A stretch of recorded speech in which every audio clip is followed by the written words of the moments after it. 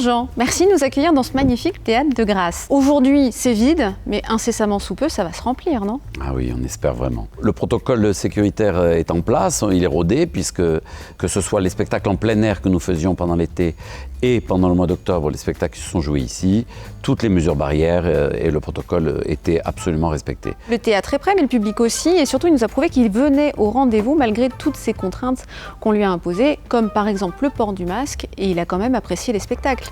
Oui. Ça n'empêche pas. Oui, vous dire que le public est revenu à 100% serait mentir. Ici, comme dans tous les autres théâtres, puisque je me suis renseigné auprès de mes collègues, le retour à 100% n'était pas encore là. Mais en tout cas, c'est possible de venir voir et surtout d'apprécier un spectacle malgré tout. Oui. Parce que c'est vraiment une bulle d'évasion et de confort, un spectacle. C'est peut-être finalement le dernier et le seul endroit où on peut encore, en live bien sûr, en chair et en os, rêver, fantasmer, s'émouvoir, rire, beaucoup rire, pleurer aussi. En tout cas, ressentir des émotions et se projeter dans ce phénomène extraordinaire du théâtre qui est le fait de se projeter dans l'histoire qui est en train de se passer sur scène et pendant 1 heure, 1 heure et demie, 2 heures, se couper complètement du monde, de la réalité, de ce monde de fou que nous vivons pour entrer dans un monde de fiction et dans un autre monde. Donc finalement, le théâtre est un commerce essentiel. Oui, en tout cas, c'est essentiel pour la vie. Bien sûr. Tout à l'heure, vous parliez des contraintes aussi économiques. C'est vrai que on a parfois un petit peu moins d'argent quand on travaille moins.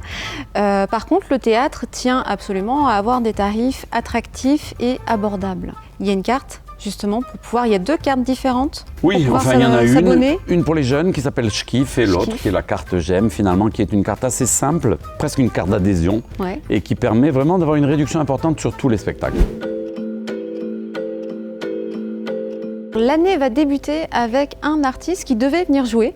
Alors déjà, ça veut dire que c'était important de voir ce spectacle. Je parle de spectacle plus que de concert. Comme vous voulez. Parce qu'on est sur quelque chose d'autobiographique, en piano-voix. C'est assez original pour le rappeur dont il est question. Violoncelle. Et violoncelle. Ah ouais.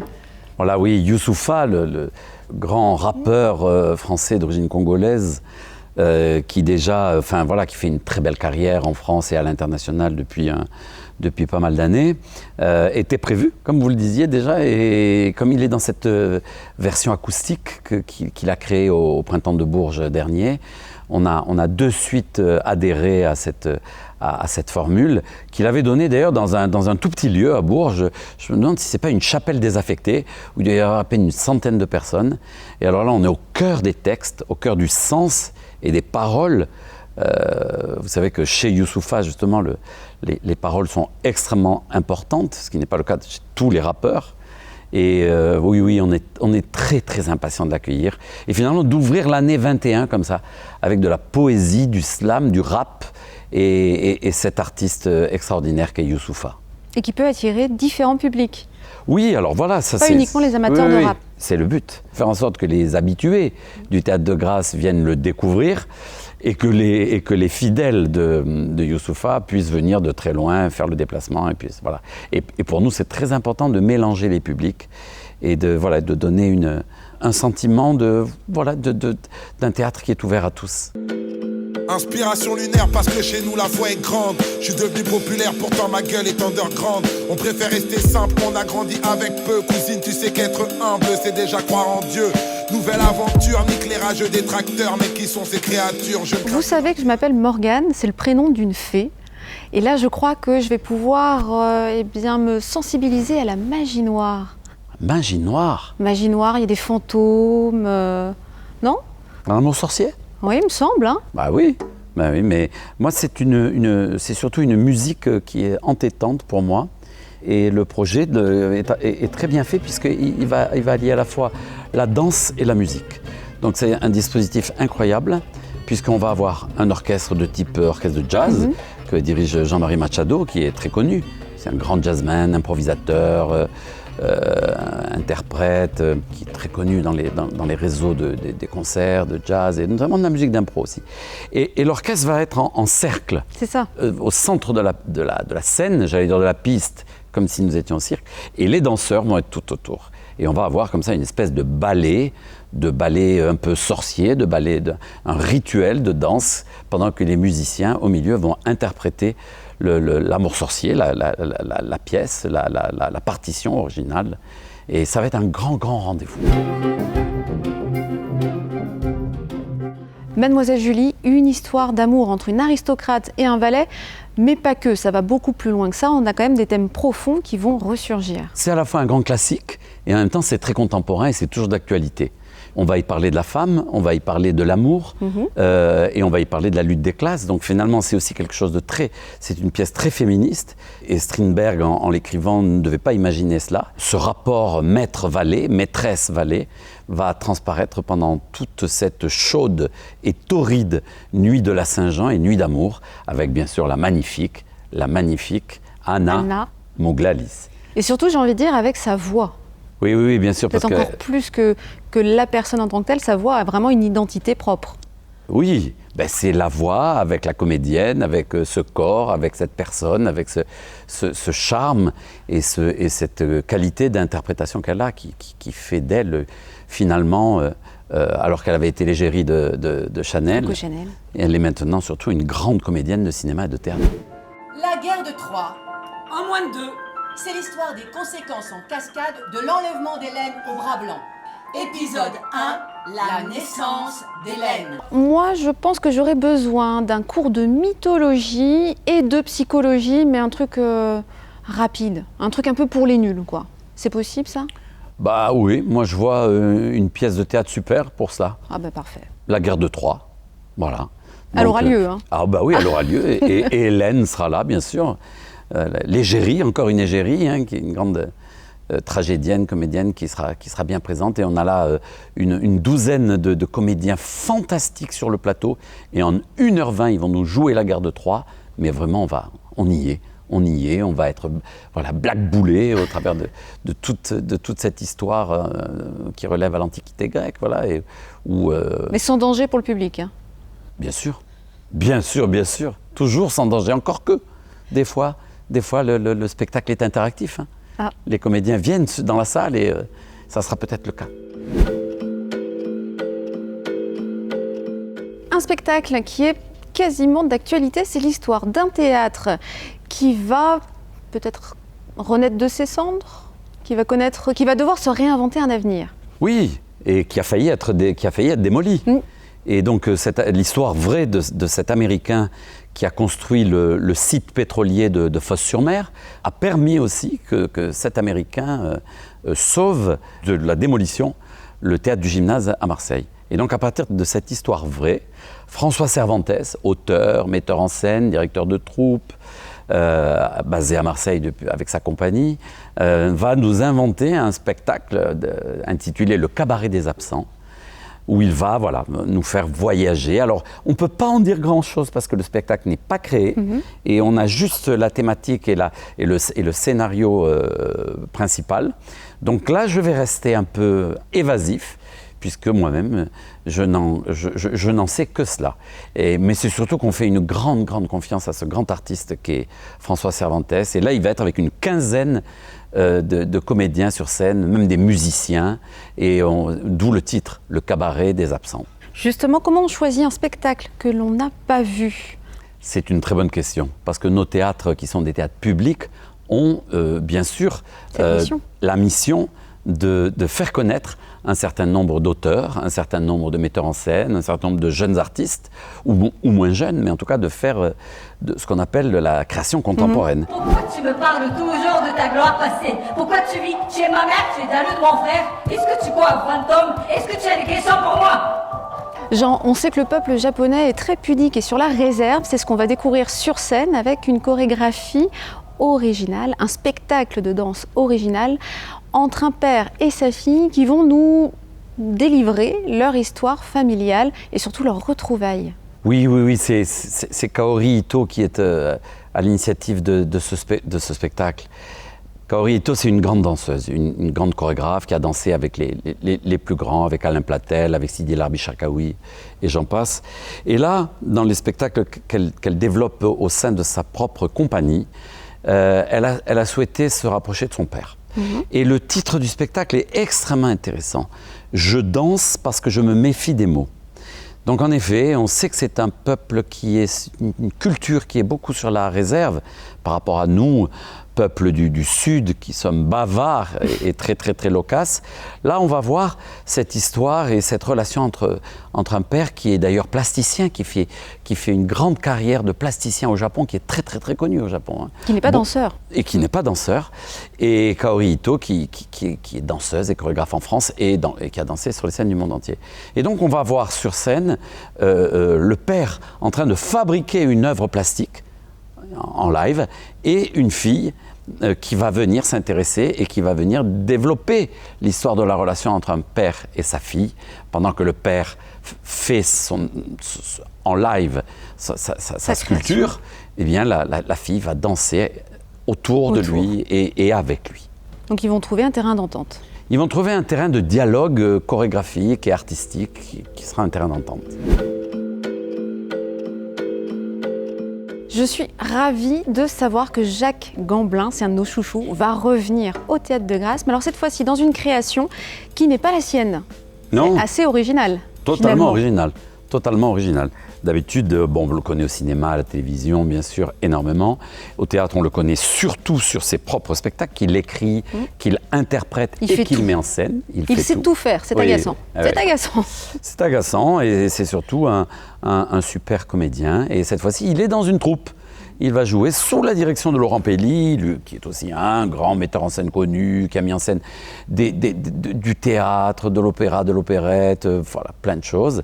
Et là, c'est ce roman américain qui a été adapté au cinéma, qui a été adapté aussi en comédie musicale, une histoire complètement fantastique et absurde à la fois, puisqu'on a un grand lapin sur scène qui mesure 2 mètres et qui s'appelle Harvey, avec Jacques Gamblin à côté, et le lapin va mal, et donc on va aller consulter un psychiatre pour essayer de soigner ce lapin qui a le moral dans les chaussettes. Ah, on voit un psy pour le lapin et non pas pour ce monsieur qui voit le lapin. Pour les deux finalement. Ah, pour les deux finalement. Il y a même la sœur de ce monsieur qui va mal parce que le lapin fait du mal à la sœur de ce monsieur. Et donc voilà, c'est une histoire incroyable, absurde et tellement drôle. Donc venez voir Harvey sur scène en live. Je pourrais peut-être d'ailleurs faire le lapin, non ? Oui, sauf que celui qui est sur scène mesure 2 mètres, donc il faudra des très hauts talons, mais il y a ce qu'il faut. Je vais trouver. Ouais. Je sais pas vous, mais moi j'ai toujours rêvé d'être meilleur, d'être amélioré, et je crois qu'au théâtre, eh bien, on va pouvoir le faire. L'humain, mais en mieux. L'humain, mais en mieux, parce que forcément, quand on passe par ce spectacle qui s'appelle Ersatz, on est complètement emporté, modifié, transformé, avec toute l'ingénierie qui va être déployée dans ce théâtre, dans ce spectacle, qui pourtant est un spectacle de briques et de broc. Donc avec... Théâtre d'objets ? Oui, voilà. Visuel. Du visuel, de l'objet, des musiques synthétiques. Et pourtant, on a l'impression d'être dans de la réalité augmentée. Réalité augmentée, dans de la virtualité. Et vraiment, c'est un petit spectacle presque de foire, avec un seul interprète qui est en même temps lui aussi le concepteur, le réalisateur et l'interprète, et qui va nous amener dans sa folie. Et nous faire réfléchir sur l'intelligence artificielle. Voilà, tout à fait. Et je crois qu'aujourd'hui, on a besoin de réfléchir à ça. Le théâtre, c'est l'évasion, mais pas que, ça peut également parler d'actualité. Cette fois-ci, eh bien, vous avez fait venir un spectacle qui va parler de Dieu, mais surtout de la radicalisation et des dangers des réseaux sociaux. Et oui, j'ai rencontré Dieu sur Facebook, en tout cas pas moi, mais le metteur en scène qui a écrit et qui met en scène ce spectacle bouleversant. Alors là, vraiment, il a la double vertu. Il a la vertu de nous parler vraiment des questions d'actualité et de nous émouvoir au travers de cette actualité pour pas en faire simplement un objet politique ou un objet théâtral politique. Forcément, la dimension politique et religieuse est là au milieu, mais il y a une dimension poétique énorme et qui va nous toucher au plus profond de nous-mêmes, puisque en effet, hein, ça va être l'histoire de cette jeune fille qui se fait embrigader sur les réseaux sociaux par amour pour un jeune qui lui-même est déjà parti faire le djihad et qui est en train de lui demander de porter le voile et de venir le rejoindre dans un pays radicalisé pour faire avec lui le djihad.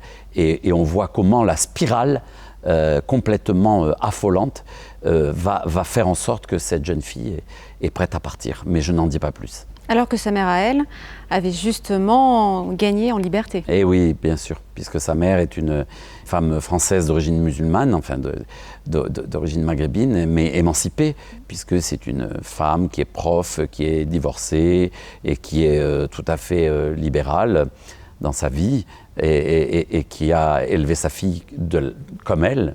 Mais non, la fille n'a pas suivi ce chemin-là. Comme quoi, ça peut arriver à tout le monde. Ça peut arriver à tout le monde. Un spectacle de cirque contemporain, frais, coloré, urbain, ça va faire du bien.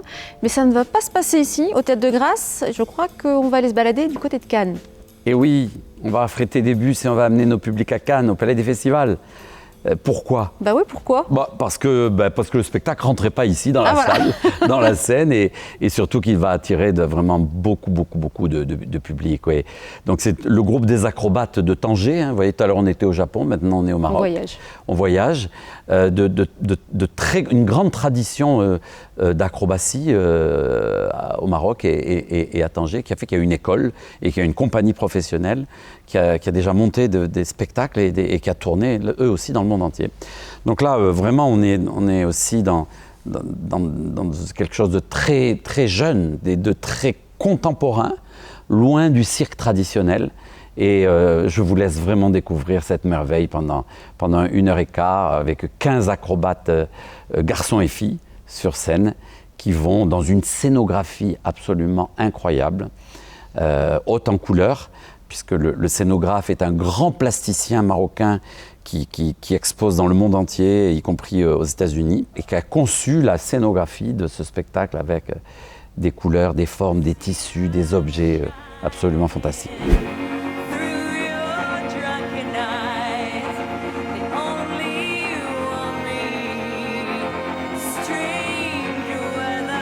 On va avoir droit à un concert qui va nous permettre de ne pas choisir entre le classique et la chanson contemporaine française. Merveilleux. Merveilleux, française, anglo-saxonne, internationale. C'est vrai que Kerenan est bien connu des publics français, mais pas que. Et pour nous, en tout cas, Théâtre de Grâce, on se retrouve pleinement dans ce projet qui associe à la fois un quatuor de musique classique, hein, le quatuor Debussy, très très bon quatuor qui est connu et qui est d'ailleurs déjà venu au Théâtre de Grâce dans un spectacle qui associait la danse hip-hop à la musique classique, vous voyez, avec la compagnie de Mourad Merzouki. Je m'en souviens encore comme si c'était hier. Et cette fois-ci, ils ont associé la musique classique, et pas que, mais aussi les partitions de Kerenan qui ont été réécrites pour un quatuor classique, avec Kerenan qui est là aussi à la voix et à la guitare. Et là aussi, on a une scénographie incroyable parce qu'on est quand même dans l'univers d'un concert rock, alors qu'on a là un quatuor classique en petit costume noir. Donc voilà, le goût des contrastes. On peut mélanger les genres. Oui, il faut mélanger les genres. J'attendais quelqu'un qui, comme Hercule, serait capable de tuer le lion de Némée à la peau impénétrable et de me la rapporter. J'ai décapité par amour pour toi. Un spectacle qui m'a fait penser à une chanson, L'amour à la plage. Alors cette fois-ci, c'est pas l'amour, c'est Hercule. Mais finalement, l'amour n'est pas loin du tout, j'ai l'impression. L'amour est toujours proche au théâtre. Il n'est jamais loin, même si c'est de l'amour triste, de l'amour jeune, de l'amour vécu, de l'amour divisé. Non, mais là, on est dans des histoires d'amour, bien sûr, mais on s'inspire aussi beaucoup des 12 travaux d'Hercule. Et nous voilà encore dans l'Antiquité grecque. Tout à l'heure, nous étions à la gare de Troie, et là, nous sommes avec Hercule. Les 12 travaux d'Hercule, pas à la plage, avec de l'amour, mais on est surtout avec toute une troupe de comédiens qui va nous faire revivre en maillot et en serviette de plage, revu et corrigé les 12 travaux d'Hercule. Et c'est un spectacle qui s'adresse avant tout aux familles et aux jeunes et aux enfants. Alors vraiment, Là, c'est préparer vos mouchoirs parce qu'on va y rire, mais on va aussi peut-être y pleurer. Est-ce qu'on peut venir en maillot de bain? On peut venir en maillot de bain, ce n'est pas dans le protocole sanitaire, Pour en tout cas l'instant. ce n'est pas interdit. Ça va peut-être changer. Finalement, le maillot de bain est un masque comme un autre. Voilà. Voilà, il protège d'autres choses. Donc tous en maillot. Je ne sais pas si on sera encore à la belle saison, je ne suis pas sûr.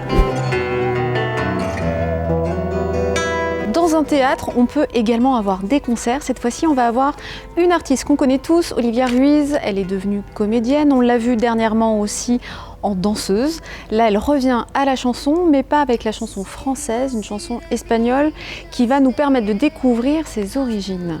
Donc on est un peu sur un spectacle. Oui, on est un peu sur du théâtre musical, de la comédie musicale. En tout cas, on est loin des gros concerts qu'elle a pu faire dans les zéniths ou dans les très grandes salles.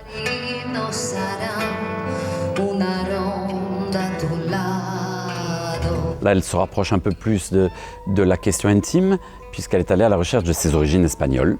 Et d'où le titre « Bouche cousue », puisqu'en fait, dans sa famille, on ne disait rien sur ses origines. Et il a fallu qu'elle aille elle-même rechercher dans sa généalogie. Et du coup, elle a souhaité écrire et chanter en espagnol ce nouveau concert, ce nouveau spectacle. Et on l'attend avec impatience. Olivia Ruiz, finalement aussi, c'est peut-être mes origines espagnoles qui me rapprochent d'elle. On a du théâtre, du concert, de la danse, mais on a également de l'humour pour la saison 2021. Vincent de Dienne a réussi à devenir une des têtes majeures de cet art alors qu'il n'avait qu'un spectacle à son actif. Alors certes, il a cartonné au cinéma et au théâtre et là il revient avec un tout nouveau one-man show. Oui, on l'a même connu aussi à la télé. Oui, également. Il animait, il faisait des chroniques. Oui, vous voulez me dire qu'il réussit dans tout et que moi j'ai pas encore réussi à avoir un rôle, c'est ça? Oui. Mais moi non plus, alors rassurons-nous ensemble. Voilà, donc ouais, Vincent de Dienne, super Vincent de Dienne, déjà très grand comédien et futur immense. Voilà. Donc pour l'instant, il refuse les projets qui lui sont proposés, que ce soit en cinéma, en théâtre, à la télévision, les téléfilms, tant les propositions sont importantes. Il a voulu réécrire un seul en scène. Certes, c'est de l'humour, mais il y a une qualité d'écriture incroyable chez ce prodige. Et le spectacle n'est pas encore créé. Voilà. Et j'ai dit oui de suite. Voilà. Aucune hésitation. Aucune hésitation, parce qu'on l'a vu quand même dans des grandes pièces, dans des classiques. Il a joué, oui, puisqu'en ce moment tout est arrêté, mais voilà, il a joué dans une pièce de Marivaux, il a joué à la Comédie Française, il a joué sur les grandes scènes parisiennes, autour de pléiades d'autres comédiens et comédiennes. Et aujourd'hui, le voilà sur les planches tout seul, pour son deuxième seul en scène, en effet. Cette fois-ci, on va aller sur Nice pour découvrir un spectacle qui, une fois de plus, nous fait partir dans la Grèce antique, mais une Grèce antique réécrite, réinventée. Oui. Simon Abkarian, grand spécialiste du théâtre, puisqu'il a été un élève d'Ariane Mouchkine au Théâtre du Soleil, et que depuis, il s'en est largement émancipé, puisqu'alors on le connaît, alors là, vraiment au cinéma, dans les téléfilms. On ne va pas citer les séries et les films dans lesquels il est, tellement il y en a. Donc lui aussi, artiste complètement polymorphe, il écrit toutes ses pièces de théâtre. Voilà, on l'avait déjà accueilli au Théâtre de Grâce dans ses précédents spectacles. Et cette fois-ci, encore une fois, le spectacle, on a souhaité qu'il puisse être joué en collaboration avec le Théâtre de Nice, le Centre dramatique national. Là encore, on va affréter des bus et on va amener le public de Grâce au Théâtre de Nice pour ce Électre des bas-fonds qui va être une pièce. Alors, les critiques sont dithyrambiques puisque ça a déjà joué, la création a déjà eu lieu. 30 comédiens sur scène, vous voyez, et pas 30 artistes, pardon. Comédiens, danseurs, chanteurs. Voilà, on est dans l'art total et Simon va nous amener dans une folie de théâtre qui à la fois prend ses racines dans le théâtre antique, Électre, on connaît très bien cette histoire tragique, et qui va nous amener au théâtre d'aujourd'hui, puisque Simon fait toujours un théâtre populaire, un théâtre d'aujourd'hui, un théâtre qui n'est pas réservé à une élite. Donc venez tous voir ce Électre des bas-fonds. C'est rock'n'roll, je crois. Oui, oui, oui, c'est rock'n'roll puisque ça va danser sur scène, ça va être, oui, presque une comédie musicale. De l'humour, une fois encore, avec un petit prodige. Il n'a que 21 ans et déjà il s'est fait sa place et il arrive avec un tout premier spectacle qui est assez intime, pas intimiste mais intime. Oui, alors là aussi, hein, c'est de l'humour très très fin. Ouais. C'est aussi voilà, un seul en scène, on va dire, un texte de théâtre, un monologue de théâtre finalement, où il va parler de lui, où il va parler notamment de la relation à son frère, qui est aussi un grand comédien de théâtre, de la relation à sa mère, et qu'est-ce qui l'a poussé à monter sur scène aussi jeune, et c'est un prodige. C'est un prodige de la scène, puisqu'aujourd'hui, je vous assure, hein, j'ai l'impression de me répéter, mais tout le monde se l'arrache, tous les directeurs de théâtre, tous les programmateurs, tous les producteurs veulent Panayotis Pasco, alors qu'il n'a que 21 ans. Alors qu'est-ce que ça va être dans 10 ans? Incroyable. Et il a déjà séduit Fari, qui signe ses mises en scène. Bien sûr, bien qui sûr. Lui aussi, c'est un peu... Ben oui, un grand monsieur de voilà. L'humour, du seul en scène, oui, des grandes scènes parisiennes, bien sûr, et il lui fait la mise en scène, absolument. Il a séduit Fari, et surtout, il séduit tous les publics. Et, voilà, puis on l'a vu aussi à la télé, on l'a vu comme chroniqueur de temps en temps, sur certaines émissions. Voilà, donc Panayotis Pasco, retenez ce nom. La relève. La relève. Je demandais à Tante Aimée, qu'est-ce que c'était? Chopin, évidemment. Du théâtre, mais pas que, là encore, en compagnie d'un grand monsieur, Éric Emmanuel Schmitt, qui revient avec son nouveau spectacle, adapté de son ouvrage. Oui, adapté de son ouvrage et adapté aussi de sa vie, puisque c'est très largement autobiographique. Donc, Madame Bilinska et le secret de Chopin, pourquoi un tel titre? Eh bien, parce que non seulement c'est un grand auteur reconnu, philosophe, comédien, metteur en scène, puisque souvent il se met en scène lui-même, et ce sont souvent des seuls en scène, de grands monologues de théâtre qu'il écrit.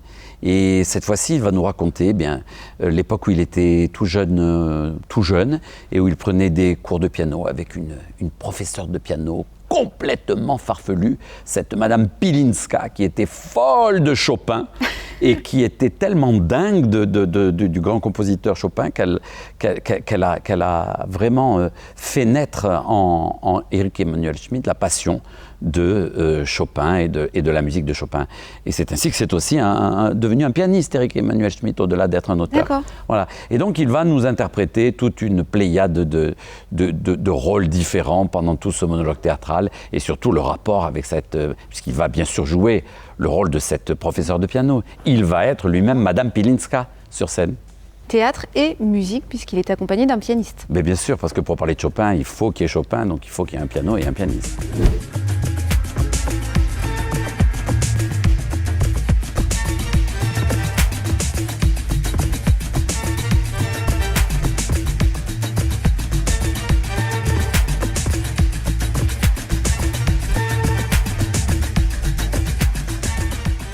Jean, il y a quelque chose qui m'a toujours impressionné dans le Théâtre de Grâce, c'est que vous vous investissez pour la culture, bien sûr, mais aussi pour son avenir. Donc il y a un réel investissement auprès des jeunes. Là, il y a quelque chose, il y a un temps fort dans la saison qui symbolise exactement ça. C'est un temps fort autour du hip-hop.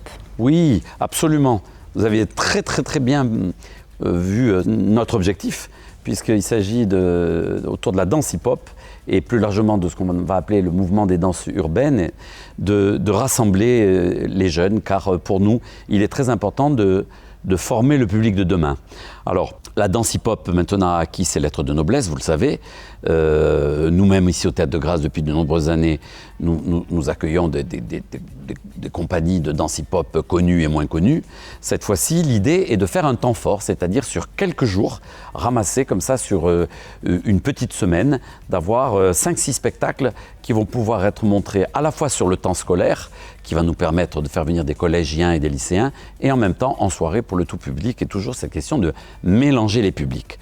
Donc le hip-hop qui est proposé cette fois-ci ici à Grasse, donc il y a plusieurs spectacles. Il y a Nas, il y a Atterrir, il y a Queen Blood, il y a aussi le bien connu chorégraphe cannois Hervé Koubi, qui revient après de nombreuses années d'absence sur la scène du Théâtre de Grasse avec son Boys Don't Cry. Et on a là plusieurs spectacles très différents les uns des autres. Mais plusieurs thématiques. Sur des thématiques très différentes les unes des autres, sur des formes de danse hip-hop très différentes, mais qui, au fond, parlent aux jeunes d'aujourd'hui avec des musiques issues de musique traditionnelle, que ce soit de musique africaine, de musique du Maghreb ou autre musique traditionnelle, mais aussi avec des musiques très contemporaines autour de certaines chorégraphies. Et puis c'est le fait que vraiment, on n'est pas dans le battle, on n'est pas dans la performance, on est dans une écriture chorégraphique avec une vraie capacité d'adaptation et d'interprétation de cette écriture-là. Hein, voilà. Donc les performances ne sont pas dues à de l'impro, mais elles sont, si elles ont lieu sur scène, c'est parce qu'elles sont écrites telles que le chorégraphe l'a souhaité. On le disait, il y a des thématiques différentes. Il y en a deux qui me viennent en tête. Une qui parle du féminisme, en tout cas même de la féminité dans le hip-hop. Et puis, il y a aussi ce spectacle qui parle des genres. J'ai trouvé très intéressant. Une petite fille peut adorer le foot et un petit garçon peut adorer la danse. Absolument. Boys Don't Cry de la compagnie d'Hervé Koubi. Et c'est la raison pour laquelle nous présentons le spectacle aussi aux scolaires. Et que voilà, les primaires comme les collégiens pourront venir voir ce spectacle dont la thématique prêtera justement à des débats, puisqu'on fait des débats avec les jeunes, ce qu'on appelle des bords de scène à la fin du spectacle. Le spectacle n'est jamais très long, hein, on est autour de 50 minutes. Et ensuite, on ouvre le débat entre les jeunes et les artistes. Grâce au Théâtre de Grasse, j'ai découvert que la scène n'était pas sectaire.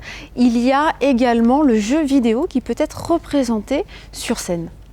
Je n'étais pas au courant de ça. Bah, écoutez, en tout cas... On peut tout faire sur scène. On peut tout faire, en tout cas on peut tout évoquer, hein, puisque c'est l'art du théâtre et du spectacle vivant, c'est de permettre aux gens de rentrer dans l'ambiance et évoquer l'univers des jeux vidéo, mais des premiers jeux vidéo.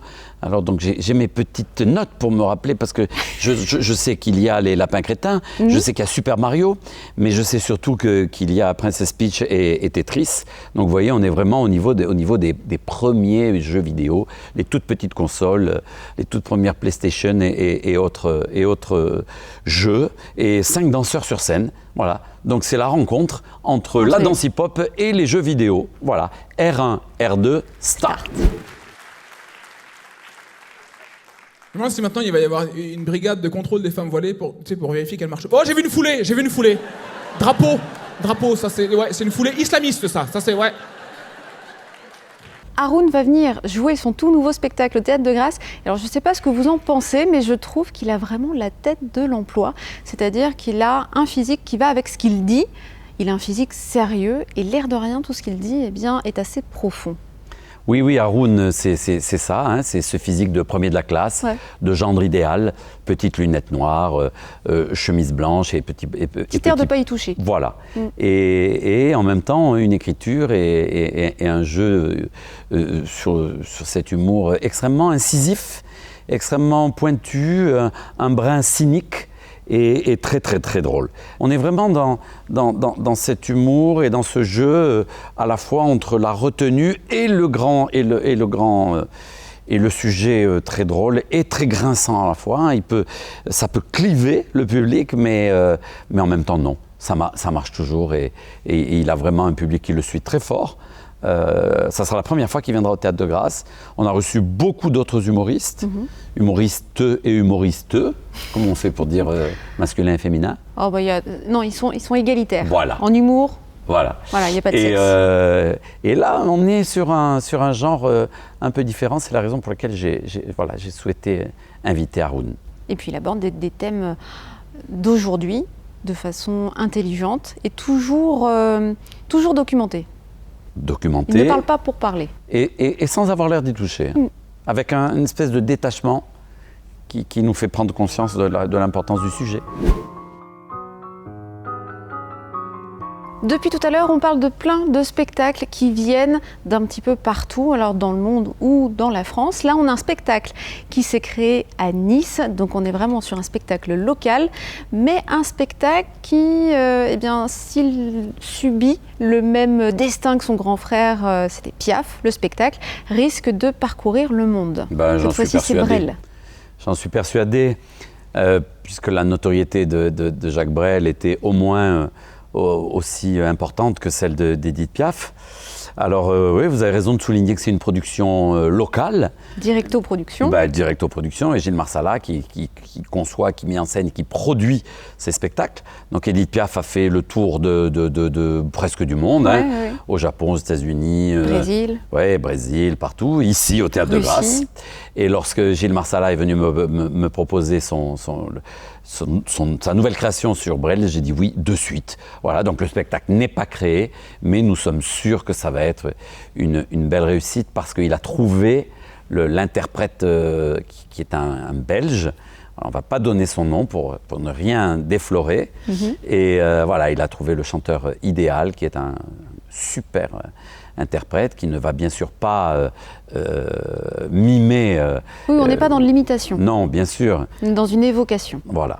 Et ça va être sans doute très très beau avec une mise en scène très dépouillée, quelques musiciens autour du chanteur et voilà, et un spectacle qui va partir en tournée pour une longue vie. Dans le monde entier. Voilà. Il y a Frida qui est belle comme un soleil et qui me paraît que moi j'aime Frida. Même quand on se dit souvent qu'on aura une maison avec de tas de fenêtres, avec presque pas de mur et qui fera bon rien. On est au Théâtre de Grâce, donc à Grasse, et il me semble qu'on a des talents locaux, mais internationaux aussi. Et oui, Daniel Goyon, c'est de lui dont vous voulez parler. Oui. On l'a connu avec Claude Nougaro. Et oui, voilà, bien sûr. Il a beaucoup travaillé aux côtés de Claude Nougaro, à la fois pour des compositions musicales, pour des arrangements, mais aussi en tant qu'interprète, c'est un grand pianiste de jazz. Et quand il compose ses propres musiques et qu'il joue lui-même au sein de son trio, c'est bien un trio jazz Daniel Goyon qu'on va accueillir.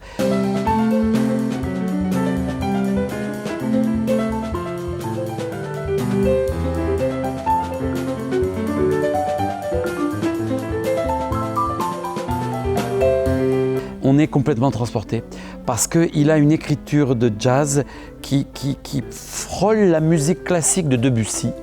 C'est vous dire si là aussi on va pouvoir voyager. Et en même temps, il y a des surprises pour ce jour de concert-là, pour ce trio de Daniel Goyon. Donc je n'en dis pas plus, mais ce soir-là, sur scène, il y aura de grandes surprises parce qu'il écrit même des musiques et des chansons pour les enfants. D'accord. Voilà, je n'en dis pas plus. Et là, donc, vous ne voulez pas annoncer que je vais venir chanter? Non, ça parce que il faut que ça reste une surprise. Oui, et puis c'est surtout pour les enfants. Ouais. Oh bon, avec une couette ou deux. Ah bah oui. Ça passe très bien. Pour terminer la saison, on va finir en beauté avec quelque chose de flamboyant. Une carte blanche consacrée à Picasso et au flamenco. Et oui, Andrés Marín, le grand danseur et chorégraphe contemporain de flamenco qui a su allier la tradition et la modernité et réinventer le flamenco d'aujourd'hui. Donc Andrés Marín, bien connu du public grassois. La première fois qu'on l'avait invité, c'était il y a 15 ans. Donc c'est vous dire.